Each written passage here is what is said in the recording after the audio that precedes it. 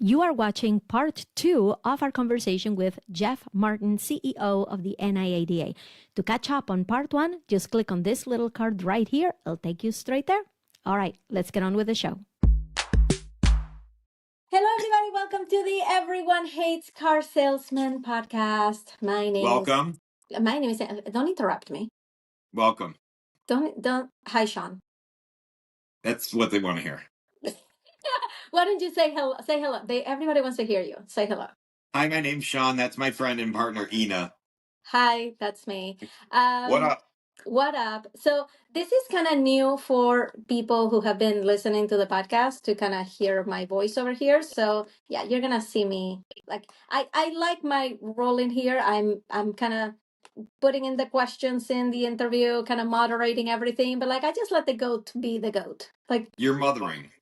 No, don't you dare put me in that box. No. You're mothering. No, you do fine. You keep me in line. You keep me together. It's amazing how good you are at it, actually. Nobody can tame you.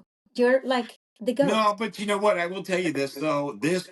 You know what I like about this podcast is that it's a challenge for me because I have so many things that I want to spit out and just blurt out, but I can't. Like, because I don't want to get kicked off the internet. You know what I mean? So like, there's so many things that come into my head that I'm like, da, da, da, and then I'm like, you can't say that. You know what I mean? But I feel like this is the space to do that. Like these intros, like I want people to like see the real goat. You know? Yeah. Like, no, I get it. No, you're right. Right. I just, if I said what was really going on in here, I mean, I don't want to go to jail. I don't necessarily want you to spit those things out when we're on a call with the CEO of the NIADA. I almost did. Right? Like, no, yeah. like, that's what this space is for. You got to save it all for the intro. Yeah, no, I tamed it down a little bit, but no, yeah, Jeff is awesome. I mean, he's an amazing leader. He's an amazing culture creator within his association for sure, but even internally, but members wise, you can tell that he just fosters a culture of community and empathy and intelligent strategic thinking. I mean, he's just an impressive guy. Yeah, no, and he's just such a nice guy. Like that's the first thing that I know. Really nice. Yeah. He's just like a nice guy, like somebody you can talk to, somebody you can just like say anything to, and he's just gonna roll with it, right? Yeah. So we are interviewing like right here on the podcast, Jeff Martin from the NIADA. He's the CEO of the NIADA, and the most exciting thing that is happening next month is their conference in Vegas, to which Vegas, baby, we are going. Yeah, we're going. Gonna be there. We're going. So everybody, we're going. You know, people are just gonna come and see me, right? Like just see, like match the accent to the face. I would come and see you if I heard that accent. I'd be like, "Where's that girl?" Exactly. If anybody goes, but no, I know my role in this situation. You are the celebrity here. You are the one that people want to see. I don't know. All I know is that everybody that we've met and came in contact with so far offers you a job. That kind of did happen. Right? That's a thing. That's a thing. Yeah. That can happen. Now everybody wants to see the goat. So here's what we have prepared for everybody who's coming to the NIADA Convention and Expo. It's happening June 23rd to the 26th in Las Vegas at the Fontainebleau Hotel. We are going to be there. We're going to be there in the exhibit hall. We have a booth set up where we're going to be recording a live podcast. And anybody who comes up to us, we can record content with you so you can put it on your account, draw eyeballs because the GOAT is right there with you. So I just suggest, first of all, I'm very excited about this, but I just suggest that if you are going to the conference, stop by our booth as early as possible because we do expect there to be a line out the door of people wanting to create content with the GOAT. So come early. Yeah. Right? You did it again. Seriously? You did it again. Seriously? You did it again. Yeah. That's what she said. Okay. Yeah. No, that's not what she said. That is not what she said. That is the opposite of what she said. Yeah, that's not what she said. I am just saying, we're going to an NIADA conference. Everybody should join us there. The links are below. If you actually go to goatforreal216.com/NIADA, that will take you straight to the registration page. And if you make it there, stop by our booth, record content with us, come, and maybe you'll even be featured on the podcast. We're going to be there ready to be recording a podcast live. We're going to have way more information about all the things we're going to be doing in our booth through our social media accounts. So make sure that you're following Goat for Real Media on TikTok and on Instagram. That's where we're going to be putting all of that information. It's going to get crazy. I don't know what's going to happen. I'm scared. It's going to get nuts. It's going to be amazing. It could get crazy. And I can't wait to go to Vegas. It's been a while. Yeah, Vegas. Yeah, we're doing it, and I'm super stoked about it. So I can't wait. And yeah, let's talk to Jeff. All right, let's go to our interview. That's it. Let's start the podcast. Here we come, Jeff. Let's go. I'd like to take a minute to thank our sponsor, Sky Blue Credit Repair. Sky Blue is the oldest credit repair company in the country. They have 4.5-star reviews, and my favorite part about the company is that these are just genuinely good people who want to help you repair your credit, have a better financial life in future. Everybody at Sky Blue that you talk to is absolutely interested in helping you repair your credit, see your score go up, and have you enjoy financial freedom and be able to live the life that you really deserve. I know about all of the other credit repair companies. Sky Blue Credit Repair, in my opinion, is the #1 credit repair company in the country. There are not better people in that industry than the people over at Sky Blue Credit. Links in the bio. Tell them the GOAT sent you. Okay, yeah. I want to talk more about Vegas. I am so excited about this conference. So can you tell people what are they going to find at the conference that they may not see anywhere else? Like what conversations are going to be had there that they're going to want to be a part of? Yeah, absolutely. So, so we have kind of the traditional, what I would call breakout sessions, and so we have 5 different tracks. So whether you're buy here, pay here, you're retail, we have tracks for management, we have tracks for marketing, and we have tracks for compliance. And then outside of that, we have a program called Dealer Rounds.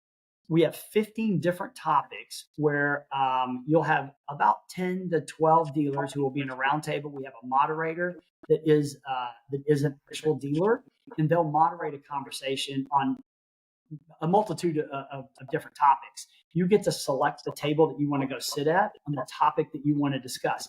And I always kind of say it's like forced to network, right? Mm-hmm. Some of the most valuable information that you're going to get at a convention like this is standing in the hallway and talking to yourself or Shawn, or you get to talk to a dealer that, maybe you've kind of idolized for a couple of years and you want to grow to be the size of that dealer. And you get those opportunities, but sometimes dealers are a little bit hesitant to just walk up and talk to someone who's been in business for a long time. Yeah. But these dealer rounds give you that opportunity because, as I mentioned earlier, we kind of call it forced networking. Every time we do something like this at a convention, when we do the surveys afterwards, they always that stands out as one of the best experiences for our dealers. It's just to have that opportunity to visit with dealers and specifically about things in the industry. And then outside of that, we'll have over 170 different vendors in our expo. It's the largest. This is the largest convention for independent automobile dealers in the country, and this will be the largest expo. And I always tell our dealers, it's a big expo. Have a game plan. Make sure that you know who you want to go visit with. Make sure that you get those meetings set up. And the part of the kind of the reason or the rationale that we have that expo is there's a lot of experts in there. They know a lot about the industry. They have products and services to help you be successful. So, if I'm attending a convention, I know, number one, I'm going to have a game plan. I know that I'm going to make sure that I hit the 10 to 12 people that I have to see. But then there are things that I don't even know that exist in the industry. And if I get an opportunity to walk up and down that expo, I'm going to be grabbing business cards. I'm going to be chatting with those vendors about what do you do? What do you provide? How can you help me at my dealership?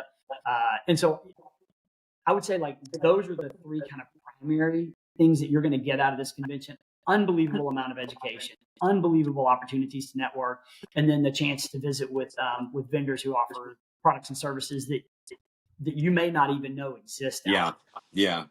I was looking at the list of vendors. I was looking at the floor plan thing, and I was like, what do they do? Because as an industry veteran, you kind of think that you've heard of everybody and everything.